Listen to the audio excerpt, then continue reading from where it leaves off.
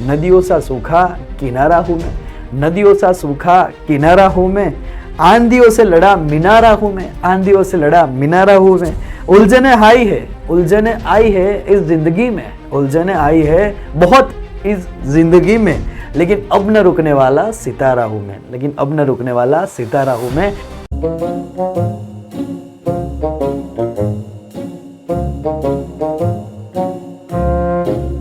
Answer आती 180 है जेठालाली, answer आती 180। चलो तो बेटा कैसे हो, मजे में? तो हम लोग लेके आ गए हैं chapter number 1।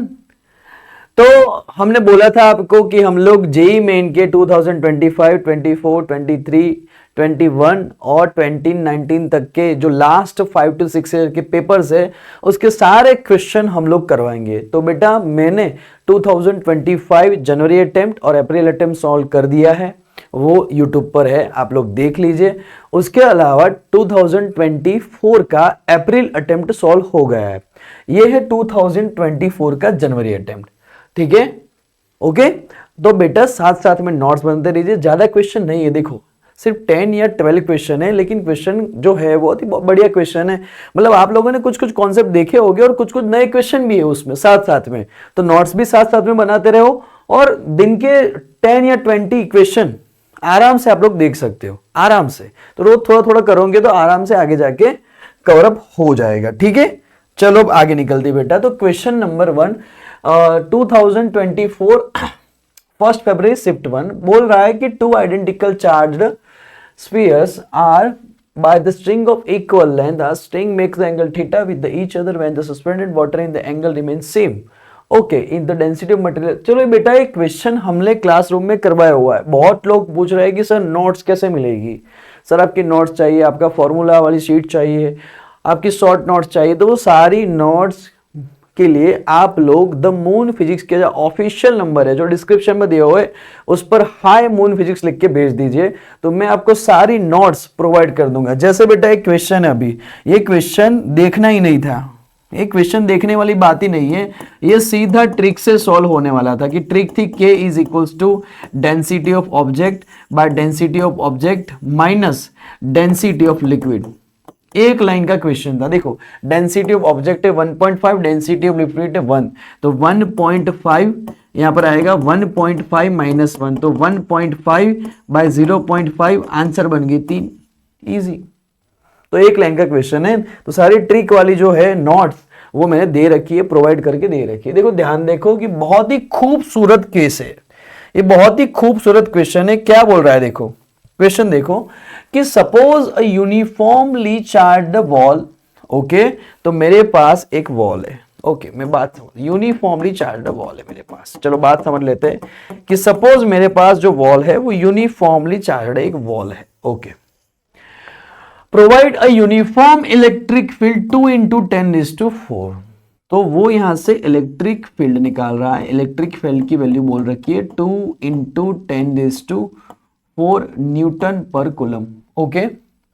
A charge particle of mass 2 gram, okay, being through a silk thread of length 20 centimeter remain stayed at a distance of 10 centimeter from the wall। तो बोल रहा है बेटा कि यहाँ पे एक पार्टिकल है जिसका मास दिया हुआ है 2 ग्राम, वो पार्टिकल वॉल से 10 सेंटीमीटर डिस्टेंस पर है और जो भी यहाँ पे थ्रेड लगी हुई है उसकी लेंथ है 20 सेंटीमीटर, वैसा बोल रहा है, okay. Then the charge on the particle will be, तो पार्टिकल पर चार्ज को फाइंड करो। देखो बेटा लॉजिकली ये इजी क्वेश्चन है और ये ट्रिक भी मैंने क्लास में करवाई हुई है, सारे क्वेश्चन की ट्रिक। देखो इस बार जो भी क्वेश्चन आए हैं सारे ट्रिक वाले क्वेश्चन आए हैं। तो लॉजिकली बेटा क्या है कि इसको एंगल थीटा बोल देते हैं। अब हमने क्लास में बोला था कि इलेक्ट्रिक फील्ड इस डायरेक्शन में है तो यहां पर एक फोर्स लगेगा F is equals to QE, gravity की वजह से नीचे एक फोर्स लगेगा mg, यहां पर टेंशन T है, यहां पर टेंशन T दे रखा है क्योंकि थ्रेड है, तो यहां पर एंगल थीटा, तो यहां पर भी एंगल थीटा, तो यहां पर एक आएगा T cos थीटा और यहां पर बनेगा T sin थीटा। तो यहां से फॉर्मूला बन जाएगा कि tan theta is equals to tan theta is equals to Q E by M G. अभी tan थीटा की वैल्यू कितनी मिलेगी बेटा, tan theta is equals to 10 by, चलो इस साइड की वैल्यू हमें दे नहीं रखी, लॉजिकली देखो कि यहां पर थीटा की वैल्यू ये थीटा है, ये ए बी सी, तो tan theta is equals to B C by A B, लेकिन मुझे ए बी की वैल्यू नहीं पता, ये 20 है मेरे पास, ये 10 है, तो पाइथागोरस से निकाल लो। तो पाइथागोरस से वैल्यू क्या मिलेगी, 20 का स्क्वायर बेटा 400, 400 माइनस 100 300, 300 का अंडर रूट, तो 300 का रूट 10 रूट 3, तो यहां पर इसकी वैल्यू आ गई 10 रूट 3। तो tan theta is equal to 10 by 10 root 3, तो tan थीटा की वैल्यू मिल गई 10 बाय 10 रूट 3। देखो लॉजिकली समझना, 10 बाय 10 रूट 3। चार्ज हमें चाहिए, फाइंड करना है चार्ज की वैल्यू, नहीं दी हुई है। इलेक्ट्रिक फील्ड हमारे पास है बेटा 2 इंटू 10⁴ इलेक्ट्रिक फील्ड की वैल्यू है। मास हमें दिया हुआ है 2 ग्राम, तो उसको केजी में कन्वर्ट करो, देखो 2 इंटू 10⁻³ और जी मतलब कि 10 ले लो। देखो क्वेश्चन बहुत ही आसान बन गया, 2 से 2 निकाल दो, ये नीचे आएगा बेटा, तो 10 से 10 निकाल दो, यहां पर बन गया 1/√3, क्यों यहां पर है 10⁴, और ये ऊपर जाएगा, ये बनेगा 10⁻², ये ऊपर जाएगा तो हो जाएगा 10⁻²। ओके भाई 10⁻², तो यहाँ पे वैल्यू मिल गई कि Q is equal to 1/√3 into 10⁻³ तो 1/√3 माइक्रोकुलम। तो बेटा x की वैल्यू कितनी मिल गई, इसके साथ कंपेयर करोगे तो इसके साथ कंपेयर करोगे कि x की वैल्यू मिल गई 3। तो वेरी इजी क्वेश्चन है, बहुत आसान। ऐसे देखने जाए तो क्लास में मैंने डायरेक्ट सर लिखवा दिया था कि Q is equal to mg, तो ये सारे क्वेश्चन क्लास नोट्स में है, आपको चाहिए तो आप लोग मुझे मैसेज कर सकते हो, ठीक है, और इंस्टाग्राम पर भी मैसेज कर सकते हो, सारे लिंक्स हमारे चैनल पे दिए हुए हैं, ठीक है, ध्यान देना। चलो अब आगे निकल दे बेटा कि क्वेश्चन क्या है, a thin metallic wire 27 January shift 1, a thin metallic wire having a cross section area of 10⁻⁴ meter square is used to make a ring of radius 30 centimeter. Okay, a positive charge of 2 pi coulomb is uniformly distributed over the ring. Okay, while the positive charge of 30 picocoulomb is kept at a center of the ring. The tension in the ring. देखो ring में tension find करो भाई, सारी short trick दे के बैठा हूं मैं, सारी शॉर्ट ट्रिक आ गई है। इतने आसान सवाल जेईई में हो ही नहीं सकता। हाँ, सारे सवाल हमारी नोट्स में से ही है भाई, सारे सवाल हमारी नोट्स में से आए हैं, सारे सवाल है नोट्स में, लेकिन आप लोग देखते ही नहीं ना नोट्स। देखो ध्यान दो, इजी, एक लाइन का क्वेश्चन, एक लाइन का क्वेश्चन है। T is equals to, formula था हम लोगों ने बोला था कि T is equals to KQ by 2 pi r², बस फॉर्मूला लगा दो, आंसर आ जाएगा। K की वैल्यू कितनी है, K की वैल्यू 9 इंटू 10⁻², मैंने टेंशन फाइंड करवाने वाला फॉर्मूला करवाया था। सर ये सब जेईई के क्वेश्चन है, आप लाइन टू लाइन करवाओ, एक एक डिस्क्रिप्शन करवाओ।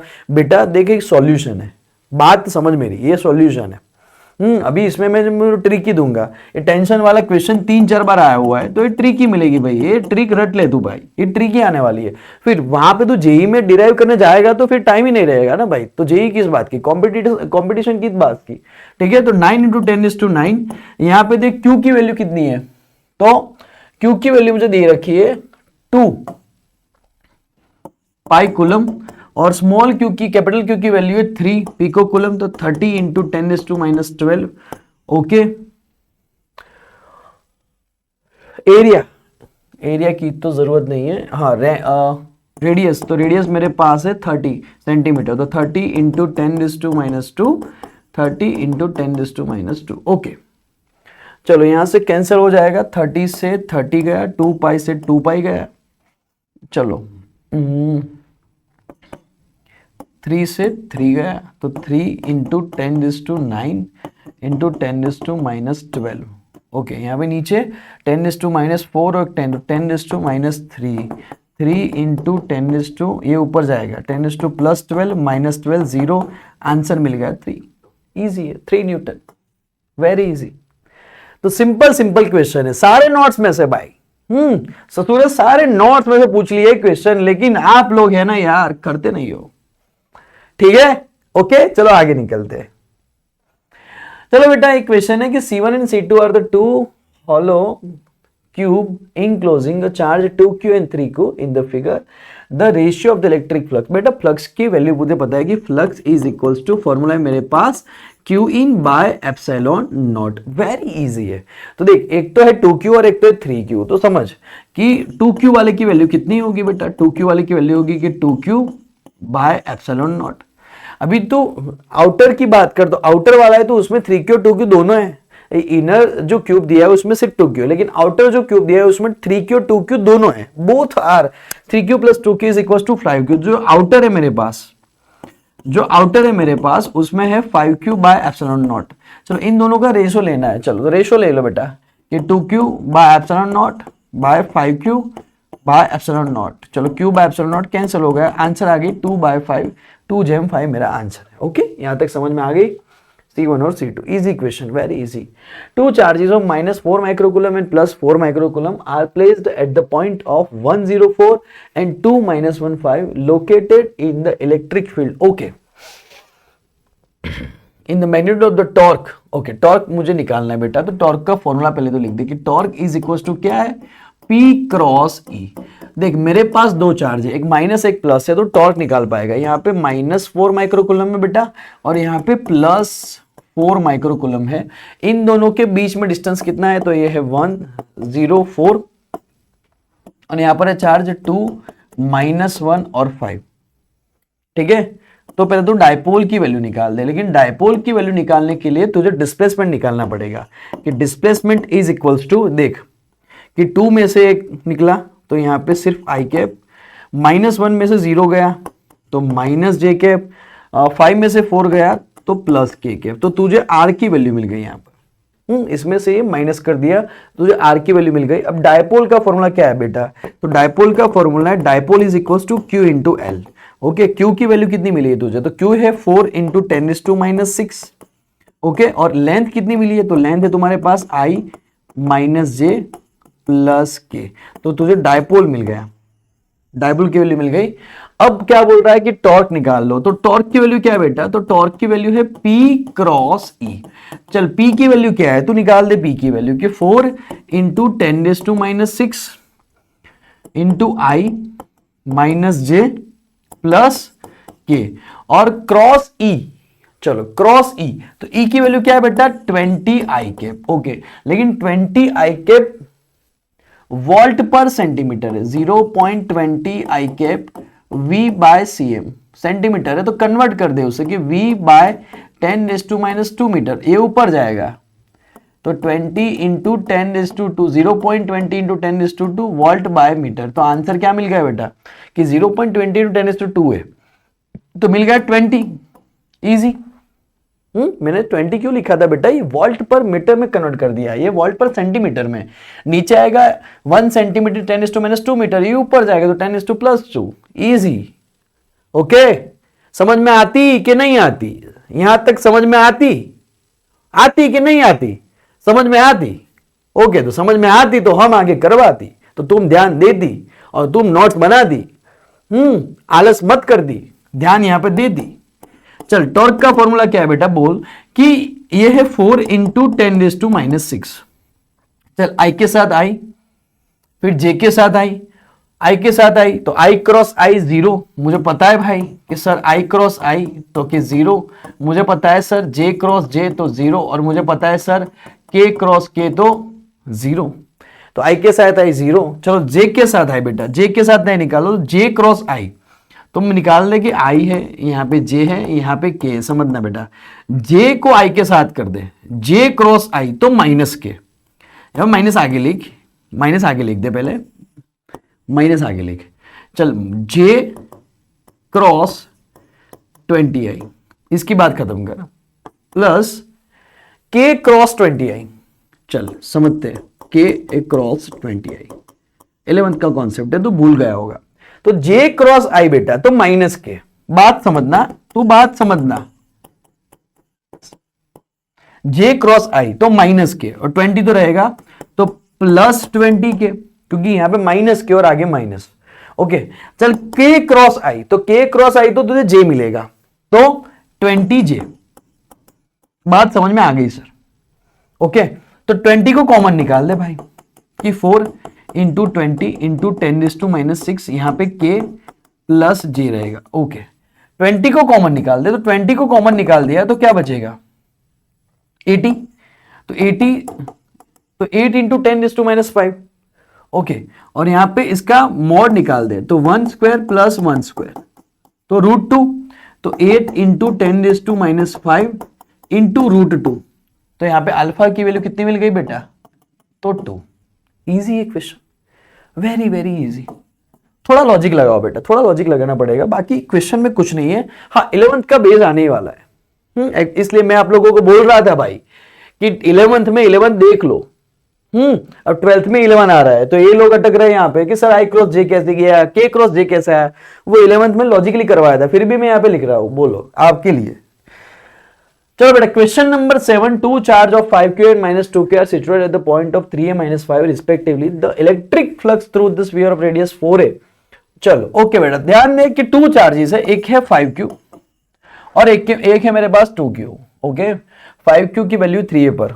ओके, तो मेरे पास 2 चार्ज है, एक तो है 5Q, 5Q दिया है मुझे 3A पोजीशन पर। ओके, यहां पे मान ले कि पोजीशन है 3A, 5Q दिया है मुझे 3A पोजीशन पर, और एक पोजीशन है -5 है। ओके, एक पोजीशन मेरे पास है -5 है, वहां पर चार्ज दिया है -2 के। मेरे पास 2 पोजीशन है, एक तो x is equal to 3A position है, और मेरे पास एक पोजीशन है x इज इक्वल टू -5 है। दोनों चार्ज दे रखे हैं, -2 के और 5Q।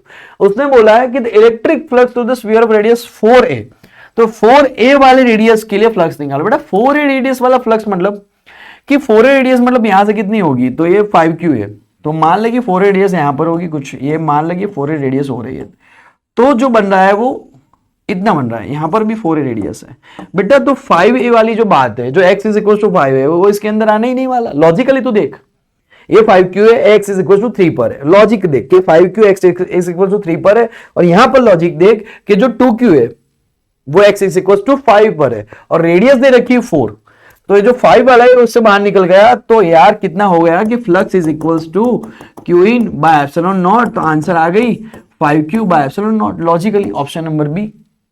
बात समझ में आ रही? नहीं आई भाई बात समझ में, ध्यान दे फिर से भाई, यहां पर नहीं आ रहा है सर समझ में लॉजिकली। यार देख, तू देख भाई, देख, मुझे समझ में आया, तुझे नहीं आ रहा है। सर क्या बोल रहा है पता नहीं चल रहा। देख ध्यान दे, यहां पर मैं ऐसा बोल रहा हूं भाई, मैं ऐसा बोल रहा हूं कि यहाँ पर मैंने ले लिया x एक्सिस, मान ले कि यहाँ पर है x इज इक्वल्स टू 3, और यहाँ पर है x इज इक्वल्स टू 5, और यहाँ पर है x इज इक्वल्स टू 0।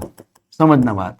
अब वो बोल रहा है कि रेडियस है 4, तो रेडियस 4 मतलब यहां से रेडियस होगी 4 मीटर रेडियस मान ले, तो पूरा स्फीयर ऐसे बनेगा 4 मीटर रेडियस पर। तो एक चार्ज मुझे यहां पे दे रहा है x इज इक्वल टू 3 पर, वो बोल रहा है कि 5Q है, और वो बोल रहा है कि यहाँ पर जो चार्ज है वो -2Q है। बेटा वो बोल रहा है कि फ्लक्स निकाल दो, तो फ्लक्स निकाल, तो स्फीयर के अंदर का जो पार्ट है उसमें फ्लक्स निकलेगा Q in by epsilon. Inside कौन है, तो इनसाइड है 5Q, तो 5Q by epsilon naught. Logically समझ में आती बात। अच्छा क्वेश्चन था। देखो बेटा इस क्वेश्चन में जो ये आपको गॉस लॉ के बारे में पता होगा, लेकिन जो फैराडे लॉ और एम्पियर मैक्सवेल लॉ है वो आगे के चैप्टर में आने वाले। फिर भी मैंने क्वेश्चन को ले लिया क्योंकि इजी है। देख ऑप्शन नंबर सी है, तो हमने बोल रखा है कि भी E dot D is equal to Q in by epsilon naught, तो ये तो गॉस लॉ है। ये तो गॉस लॉ है, तो C1। ओके, C1 में 2 ऑप्शन बन रहे हैं। ओके ठीक है, फिर डी की बात कर कि B dot D is equal to 0, तो ये है बेटा गॉस लॉ फॉर मैग्नेटिज्म। जैसे ई मतलब इलेक्ट्रिक फील्ड, तो बी मतलब मैग्नेटिक फील्ड, वो लोग दिखाएंगे। बी मतलब मैग्नेटिक फील्ड, तो मतलब डी में आएगा 2, ओके, सी में आएगा 1, डी में 2, ऑप्शन नंबर सी। और ये फर्स्ट वाला है जो वो एम्पियर सर्किटल लॉ है, ठीक है, कि B D L is equal to mu 0 I C is equal mu 0 epsilon 0 D phi by D T. ये जो एम्पियर सर्किटल लॉ है वो आगे आने वाला है, इस चैप्टर में है नहीं। सिर्फ हम लोगों ने यही देखा है, ई डॉट डी ए बराबर Q in by epsilon not. सिर्फ एक ही फॉर्मूला हमारे पास है इस चैप्टर में, ठीक है, कोई बात नहीं, टेंशन मत लेना, आगे आएगा। ओके चलो यहां पर देखो, an electron is moving under the electric field of uniformly charge infinite plane sheet having a surface charge density plus sigma. The electron at t is equal to 0 at the distance of 1 meter from the s at the speed of the 1 meter, the maximum value of। चलो ये question समझने वाली बात है, बहुत बहुत बहुत सारा खूबसूरत केस एक यही क्वेश्चन था जो 29 जनवरी को शिफ्ट 1 में आया हुआ है। बात समझना मेरी बात को, बात समझना बेटा। ये क्वेश्चन बोल रहा है कि an electron is moving under the electric field of uniformly charged infinite plane sheet. Okay, तो पहले मैंने यहां पर एक प्लेन शीट बना ली। लॉजिक समझना कि मैंने यहां पर एक प्लेन शीट बना ली।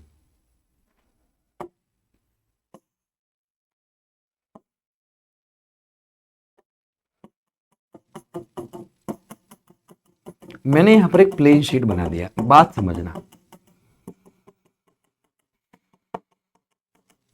यहां पर मैंने एक प्लेन शीट बना दी। हैविंग अ चार्ज डेंसिटी, उसके पास चार्ज डेंसिटी है sigma. The electron at t is equal to 0 is at a distance of 1 metre from s। Okay, तो s से वो इलेक्ट्रॉन 1 मीटर पर है। यहां पर इलेक्ट्रॉन है। बात समझना, यहां पर इलेक्ट्रिक फील्ड होगी t इज इक्वल टू 0 पर।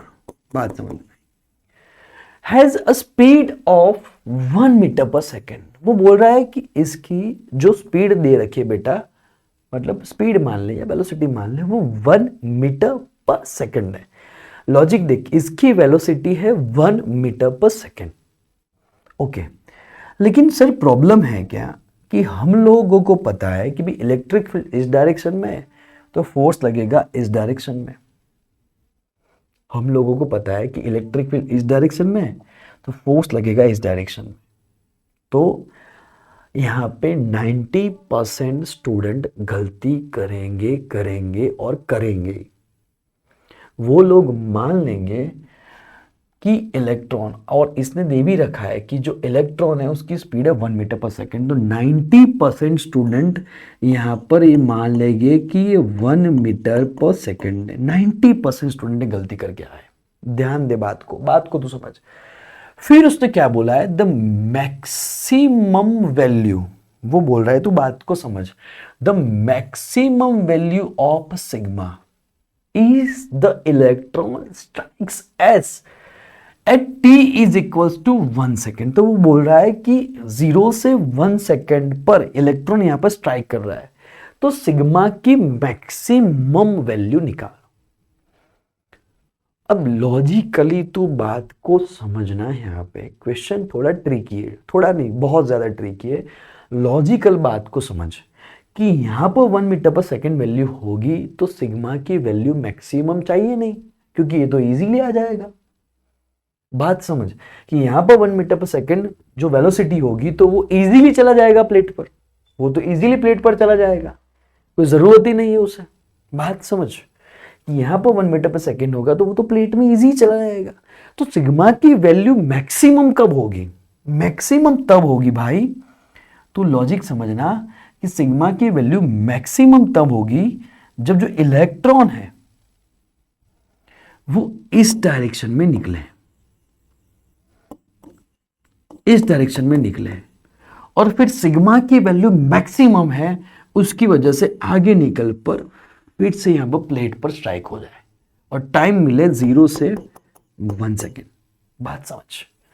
उसने बोला है कि सिग्मा की वैल्यू मिनिमम हो तो हम लोग इस डायरेक्शन में मान सकते थे, तो फिर इस डायरेक्शन में मानेंगे। मिनिमम है, आसानी से जाएगा, आराम से जाएगा, आराम से निकल जाएगा, क्योंकि इलेक्ट्रिक फील्ड के ऑपोजिट डायरेक्शन में फोर्स लगेगा F is equal to Q, और एक्सेलरेशन भी लगेगा F is A is equal to Q by M. लेकिन तो लॉजिकल सोच कि यहाँ पे इलेक्ट्रिक फील्ड कितनी है, तो यहाँ पे इलेक्ट्रिक फील्ड है सिग्मा बाय 2 एप्सिलॉन नॉट। लेकिन तो लॉजिकल सोच कि इलेक्ट्रिक फील्ड मैक्सिमम कम होगी। कौन सी पोजीशन हो सकती है कि इलेक्ट्रॉन 1 मीटर पर सेकेंड से जाए और फिर रिटर्न वापस आ जाए, क्योंकि इसकी इलेक्ट्रिक फील्ड इतनी मैक्सिमम है कि जो वो इस डायरेक्शन में इलेक्ट्रिक, क्योंकि नेगेटिव चार्ज है तो इलेक्ट्रिक फील्ड के ऑपोजिट डायरेक्शन में फोर्स लगे, इस डायरेक्शन में जो फोर्स लग रहा है F is equal to Q E, F बराबर ma is equal to Q E, तो A is equal to Q E by M. तो इस डायरेक्शन में जो फोर्स लग रहा है, और E की वैल्यू कितनी है बेटा, सिग्मा बाय 2 एप्सिलॉन नॉट। तो इस डायरेक्शन में जो एक्सेलरेशन लग रहा है उसकी वजह से आगे जाकर फिर वापस आ जाए वो, तो कौन सा केस हो गया?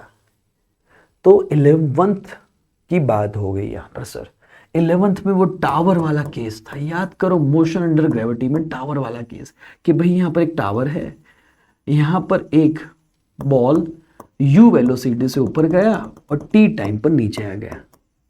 ये वाला केस 11th वाला बन गया। तो यहां पर बेटा फॉर्मूला क्या आएगा कि s is equals to ut plus 1/2 at square. बात समझना, s is equals to ut plus 1/2 at। s की वैल्यू कितनी हो गई? 1 मीटर, क्योंकि डिस्प्लेसमेंट कितना है? 1, लेकिन माइनस नेगेटिव में, नेगेटिव में बेटा डिस्प्लेसमेंट नेगेटिव है, क्योंकि इस डायरेक्शन में इलेक्ट्रॉन मूव कर रहा है, ऊपर जाके नीचे आया, ठीक है। u की वैल्यू कितनी है? तो इस डायरेक्शन में है तो पॉजिटिव 1, t की वैल्यू 1 सेकंड में आना है तो 1/2, a की वैल्यू, तो a की वैल्यू नेगेटिव है इस डायरेक्शन में, तो नेगेटिव लगा दे दो कि -q sigma bye m epsilon not और 2 और t की वैल्यू तो 1 स्क्वायर। बात समझना, बात समझ में आ गई यहाँ पर? तो देख कि ये -1 है, ये 1 है, यहां पर मिल रहा है minus sigma 1 into 1 minus sigma epsilon 2 into 2 4 m epsilon not. बेटा यहाँ पर एक 2 था, सिग्मा बाय 2 एप्सिलॉन नॉट वाला, और 1/2 का एक 2, तो 2 इंटू 2 4 हो गए। देख इसको इस डायरेक्शन में ले जाए तो -1 तो -2 is equals to minus sigma by epsilon 4 m epsilon naught 4 m epsilon. यहां तक समझ में आ गई बात? माइनस से माइनस कैंसिल। अब तुझे चाहिए क्या? The value of alpha. Okay ठीक है, मैक्सिमम वैल्यू ऑफ सिग्मा। चल सिग्मा की वैल्यू निकाल, तो sigma is equals to 8 m epsilon naught by q।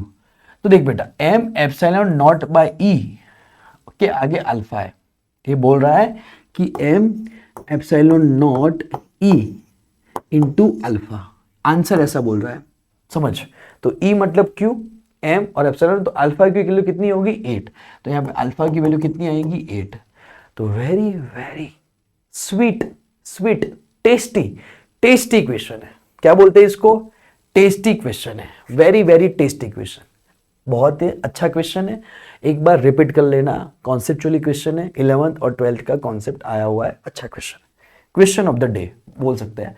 The electric field is given by, तो हमारे पास इलेक्ट्रिक फील्ड है, 6i plus 5j plus 3k is the electric flux through the surface of, area दे रखा है मुझे, okay 30i cap, okay. अरे यार फ्लक्स निकालना है भाई, ई डॉट ए, क्या बात, इतना इजी, हलवा क्वेश्चन, इजी क्वेश्चन। तू ये क्वेश्चन इजी क्यों देती भाई? इजी क्वेश्चन, ये तो जेठालाल की जैसे इजी क्वेश्चन, जेठालाल जैसे हो गया भाई। है ऐसा इजी क्वेश्चन तू क्यों देती? ठीक है चलो ध्यान दो। तो i इंटू आई, तो 30 इंटू 6, तो आंसर आ गई 180। ठीक है, तो जेठालाली आंसर आती 180 है, जेठालाली आंसर आती 180। चलो ठीक है, बात को समझना यहां तक। बेटा कॉमेडी करवानी पड़ेगी थोड़ी थोड़ी बीच में। चल यहाँ पर ध्यान दे, अभी ये भी सिंपल है, हमें आगे करवाया हुआ है। Particle of charge minus Q in m moves with, में डायरेक्ट फॉर्मूला लिखवाया हुआ है क्वेश्चन का। Radius of R around the infinite long charge, okay. A particle of minus Q mass m moves in a circular radius r around with the infinite long line charge. मतलब यहां पर मान ले तू कि ये इनफाइनाइट लॉन्ग चार्ज है दोनों तरफ से, और इनके आगे पीछे मैं आगे हूं ते, सर सॉन्ग नहीं, इनके आगे पीछे एक चार्ज रोटेट हो रहा है, ठीक है। तो वो बोल रहा है कि टाइम पीरियड निकाल ले, ओके, और डेंसिटी दे रखी है लैम्बडा, ओके बेटा। तो मुझे पता है कि टाइम पीरियड के लिए एक तो यहां पर रोटेट कर रहा है, तो एक तो बेटा सेंट्रीपिटल फोर्स आएगा, सेंट्रीपिटल फोर्स है m R omega square. Sir आपने ओमेगा क्यों लिया, लेकिन मुझे टाइम पीरियड निकलना था बेटा, ओमेगा की वैल्यू थी 2π/t इसलिए। चल मैं ओमेगा की वैल्यू यहाँ पर पुट कर लूंगा कि एम आर 2π/t का होल स्क्वायर। तो f की वैल्यू आ गई एम आर 4π²/t²। मुझे f की वैल्यू मिल गई। लेकिन बेटा यहाँ पे फोर्स कितना लगेगा, तो इस पर फोर्स भी लगेगा कि F is equal to sir QE। ओके, तो E की वैल्यू निकाल दे 2k λ/r, वो भी मुझे पता है क्योंकि इनफाइनाइट शीट है। तो चल AF की वैल्यू को कंपेयर कर दे, एक तो है M R 4π²t² is equal to Q 2k λ/r। यार आर दोनों में स्मॉल रहेगा, सेम रहेगा, यहां पर भी स्मॉल आर कर दे।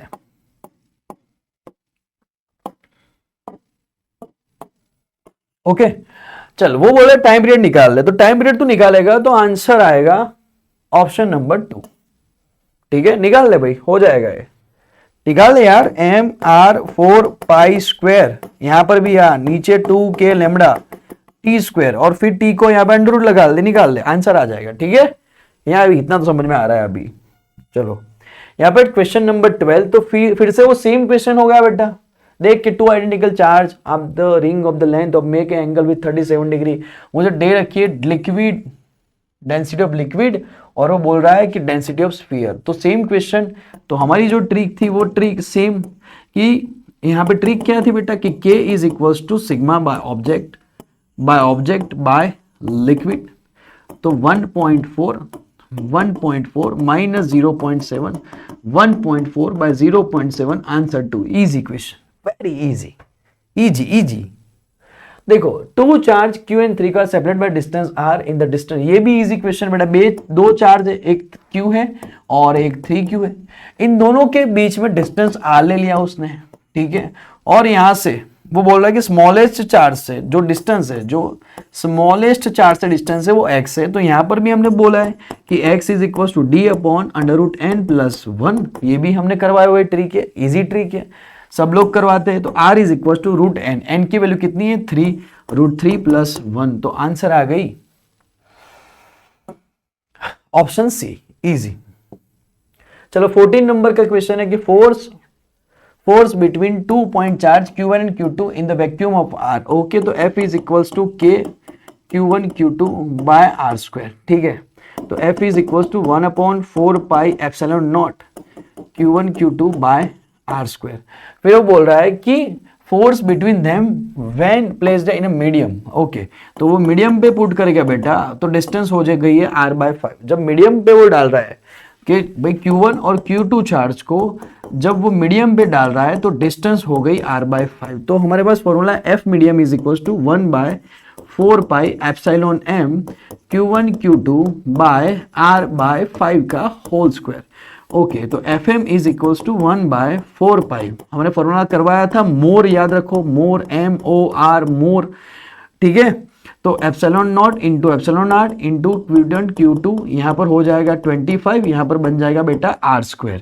देख समझ तू, FM is equal to 1/4πε0 εr, मतलब कि डायरेक्टर की वैल्यू कितनी है बेटा 5 into Q1 Q2 r² into 25, 5 से 5 गया, यहाँ पर 5 आ जाएगा। तो FM की वैल्यू कितनी हो गई बेटा कि 1/4πε0 Q1 Q2/r² is equal to F, तो वैल्यू कितनी हो गई 5F। वेरी इजी क्वेश्चन है, एक बार देख लेना, अच्छा क्वेश्चन है। जेईई मेन 2024 यहाँ पर चैप्टर 1 के जो क्वेश्चन है वो खत्म हो गए। ठीक है, तो चलो बने रहिए ऐसे ही हमारे साथ। ठीक है बेटा, आगे बहुत सारे वीडियो आने वाले, बोर्ड्स के, नीट के, एनसीईआरटी के, बहुत सारा वीडियोस अभी बाकी है आना। ठीक है, तो आपके लिए एक तो शायरी बनती है, बहुत लोग के सर शायरी के बिना नहीं काम चलेगा, तो आपके लिए एक शायरी बनेगी। तो आपके लिए एक शायरी बनती है, देखो शायरी है क्या, देखो। नदियों सा सूखा किनारा हूं मैं, नदियों सा सूखा किनारा हूं मैं, आंधियों से लड़ा मीनारा हूं मैं, आंधियों से लड़ा मीनारा हूं मैं, उलझन आई है इस जिंदगी में, उलझन आई है इस जिंदगी में, अब न रुकने वाला सितारा हूं मैं, अब न रुकने वाला सितारा हूं मैं। नदियों सा सूखा किनारा हूं मैं, नदियों सा सूखा किनारा हूं मैं, आंधियों से लड़ा मिनारा हूं मैं, आंधियों से लड़ा मिनारा हूं मैं। उलझने आई है, उलझने आई है इस जिंदगी में, उलझने आई है बहुत इस जिंदगी में, लेकिन अब न रुकने वाला सितारा हूं मैं, लेकिन अब न रुकने वाला सितारा हूं मैं। तो बेटा सितारों की तरफ बन जाइए और मत रुकिए, काम करते रहिए। मिलते हैं अगली वीडियो में, जेईई मेन 2023 की वीडियो में। ओके, ठीक है, bye bye, tata, take care.